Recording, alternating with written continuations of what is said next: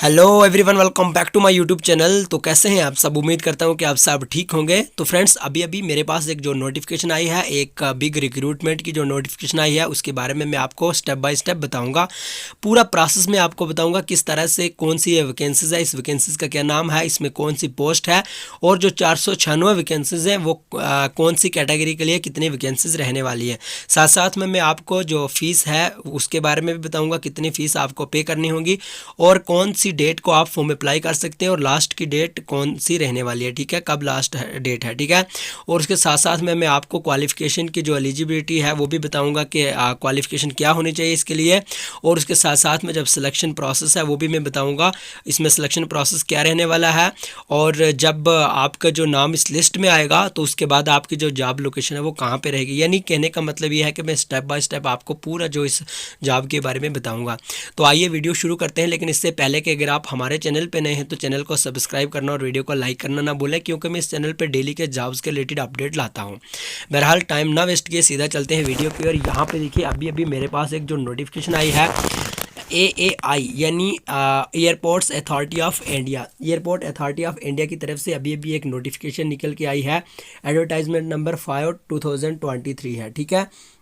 आइए, अगर हम बात करें वैकेंसीज के बारे में, सबसे पहले हम जान लेते हैं पोस्ट कौन सी है। Junior executive air traffic control की ये पोस्ट है और टोटल पोस्ट जैसे मैंने आपको बताया 496 रहने वाली है। इसमें अगर हम यूआर की बात करें तो 199 है और ईडब्ल्यूएस के लिए 49, ओबीसी के लिए 140, एससी के लिए 75 और एसटी के लिए 33 वैकेंसी रहने वाली है, ठीक है। अगर हम बात करें post identify suitable for person with benchmark disability, तो उनके लिए यहाँ पे कोड दिया है, ठीक है। आइए एजुकेशनल क्वालिफिकेशन के बारे में हम डिटेल से जान लेते हैं। Junior executive airport traffic control के लिए जो एजुकेशनल क्वालिफिकेशन है वो है full time regular bachelor degree of 3 years in science BSc with physics and math. यानी साफ साफ कहने का मतलब ये है कि आपकी जो ग्रेजुएशन है वो साइंस स्ट्रीम में होनी चाहिए, यानी आपकी बीएससी होनी चाहिए। और आपकी बीएससी जब आपने की है उसमें फ़िज़िक्स और मैथ होने चाहिए, ठीक है, फिज़िक्स और मैथ सब्जेक्ट होने चाहिए और बीएससी आपकी होनी चाहिए। देन आप ये फॉर्म अप्लाई कर सकते हैं। अगर ये आपके लिए अगर आप बीएससी नहीं हो तो फिर आपको क्या होना चाहिए, full time regular bachelor degree in engineering in any discipline. कहने का मतलब ये है, अगर आपके पास बीएससी नहीं है फिर आपको बैचलर डिग्री होनी चाहिए इंजीनियरिंग में, ठीक है। इसमें आपका फिजिक्स और जो मैथ है वो सब्जेक्ट भी होना चाहिए, ठीक है। यहाँ आपको क्लियर हो जाता है। The candidate shall have minimum proficiency in both spoken and English the level 10+2। यानी कहने का मतलब यह है, इसके साथ साथ आपको थोड़ा बहुत जो इंग्लिश है वो भी आना चाहिए 10+2 लेवल का। यानी कहने का मतलब यह है, सिंपल सा आपको इंग्लिश भी आना चाहिए, ठीक है। ये इसके लिए एजुकेशनल क्वालिफिकेशन है। अगर हम एज लिमिट की बात करें तो एज लिमिट 27 साल रहने वाली है, मैक्सिमम 27 साल रहने वाली है। और जो कैटेगरी वाइज हैं, जैसे एसटी एससी हुए उनको 5 साल के रिलैक्सेशन है और ओबीसी के लिए 3 साल के रिलैक्सेशन है। ऊपर age limit in relaxable in 10 years PWD हैं, जो पीडब्ल्यूबीडी के लिए 10 साल के रिलैक्सेशन है, ठीक है। इसी तरह से अगर हम बात करें अपर क्लास में जो एक्स सर्विसमैन हैं उनके लिए भी कुछ यहाँ पे एज रिलैक्सेशन दी गई है, ठीक है।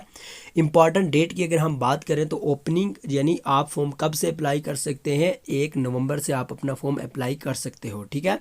और 30 नवंबर को लास्ट डेट रहने वाली है। अगर हम टेंटेटिव डेट ऑफ एग्जामिनेशन की बात करें तो ये अभी तक अनाउंस नहीं हुआ है, लेकिन AAI की जो ऑफिशियल वेबसाइट है www.aai.aero इस पे अपलोड कर दी जाएगी, ठीक है। अगर हम पे स्केल की बात करें तो पे स्केल इसमें बहुत अच्छा खासा रहने वाला है। ग्रुप बी की पोस्ट होती है, ये लेवल 1 की पोस्ट है, ठीक है। 40,000 से 1,14,000 तक इसकी जो पे है, पे स्केल रहती है, ठीक है। इसी तरह से अगर हम बात, इसमें कुछ अलाउंस वगैरह भी मिलता है, वो सब मिला के बहुत सारी आपकी जो पे है वो हो जाती है, ठीक है। यहाँ पे कुछ इंपॉर्टेंट इंस्ट्रक्शन दी गई है, ठीक है। और हम इसमें मेन इंपॉर्टेंट क्या बोलेंगे, अगर हम सिलेक्शन प्रोसेस की बात करें तो simply candidate should carefully read the important instruction before filling वगैरह वगैरह। यानी सिलेक्शन प्रोसेस का इसमें क्या रहेगा, सबसे पहले तो आपका जो यहाँ पे असाइनमेंट टेस्ट होगा, यानी कहने का मतलब है कि आपका सबसे पहले रिटन टेस्ट होगा। देन उसके बाद कुछ यहाँ पे और भी यहाँ पे बताया गया है, जैसे आपका कुछ टेस्ट लिया जाएगा, वॉइस टेस्ट लिया जाएगा, आपका यहाँ पे मेंशन किया हुआ है वॉइस टेस्ट आपका लिया जाएगा। और उसके बाद एप्लीकेशन की वेरिफिकेशन होगी। उसके बाद कुछ यहाँ पे और भी बताया गया है, मेडिकल टेस्ट वगैरह आपका होगा। यानी कहने का मतलब ये है, मेन आपका जो रहेगा वो रिटन टेस्ट रहेगा, ठीक है। तो ये आपका जो जॉब्स का प्रोसेस है वो रहेगा। और उसके बाद मेन इसमें यही बताया है कि किस तरह से आप फॉर्म अप्लाई कर सकते हैं। 1 नवंबर से पहले पहले मैं एक और वीडियो अपलोड कर दूंगा जिसमें आपको फुल डिटेल से बताऊंगा कि आप इस फॉर्म के लिए किस तरह से अप्लाई कर सकते हो।